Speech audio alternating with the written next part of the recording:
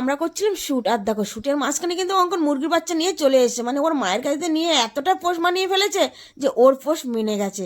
তো যাই হোক, তারপর রাতে চিকেন বানালাম, চিকেন বানানোর পরে আমার পুচকিটাকে একটু লেগ দিলাম, কিন্তু ওর লেগটা খাওয়া যে কতটা কষ্টের সেটা তোমরা নিজেই দেখে নাও।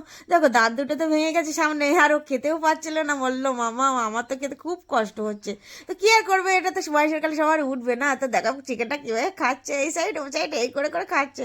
যাই হোক, দাঁত না থাকলে যে কি কষ্ট সেটা অঙ্কনকে না দেখলে বোঝা যায় না। তবে হ্যাঁ, আমার পাক্কা বুড়োটা কিন্তু অনেক কষ্ট করে করে খাচ্ছে। ওই যে সামনের দুটো ডান দেয় না, ও খেতেও পারছে না। তো কি আর করা যাবে, এইভাবে তো খেতেও হবে বাবা। তো যাই হোক, আমি একটু চিকেনটা টেস্ট করে দেখলাম, ওরে বাবা হেভি টেস্টি হয়েছে, আগের দিনের থেকে আজকে তো দারুণ টেস্ট হয়েছে। তো তোমরা আর কি করবে, সাবস্ক্রাইবটা করে দাও।